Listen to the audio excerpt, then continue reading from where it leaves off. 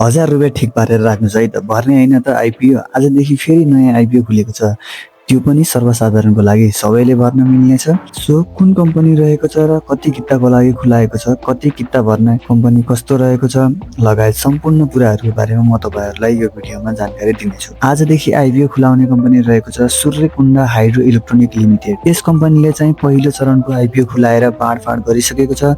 आजदेखि चाहिँ भने दोस्रो चरणको यानि कि सर्वसाधारणको लागि चाहिँ आइपिओ बिक्री खुल्ला गर्ने भएको छ। कम्पनीले सर्वसाधारणका लागि 5,72,431 किता निष्कासन गरेको छ र प्रत्येक किताको मूल्य 100 रुपियाँको दरले भर्न मिल्नेछ। यसको लागि इस्यु म्यानेजरको रूपमा कुमारी क्यापिटललाई राखिएको छ र यो आइपिओ चाहिँ माघको 18 गतेदेखि माघ 21 गतेसम्म यो आइपिओ बिक्री खुल्ला हुनेछ। यो अवधिभरिमा तपाईँहरूले भरिसक्नु पर्ने हुनेछ र कति भर्न भन्दाखेरि 10 किता भर्नु होला, किनभने सबैजनालाई 10 किताको बाँडफाँड गर्दाखेरि 97,243 जनालाई मात्र यो आइपिओ पर्नेछ र ओभरअल आइपिओ कस्तो छ भनेर चाहिँ रेटिङबाट नै थाहा हुनेछ। यसको कम्पनीलाई रेटिङ एजेन्सीले चाहिँ BB- को रेटिङ दिएको छ, जसको चाहिँ कम्पनीको वित्तीय दायित्व वहन गर्ने क्षमता मध्यम स्तरको जोखिम रहेको छ र कम्पनीको EBS नेटवर्क पनि हेरिहाल्नेछौँ। कम्पनीको प्रति सेयर नेटवर्क 2081 र 82 को अडिट रिपोर्ट अनुसार 94.77 रुपियाँ रहेको थियो। यसले सबैको मार्केटमा कारोबार आउँदाखेरि ओपनिङ प्राइस रेन्ज चाहिँ 94.77 देखि 284.31 को बीचमा चाहिँ पहिलो कारोबार सुरु हुनेछ,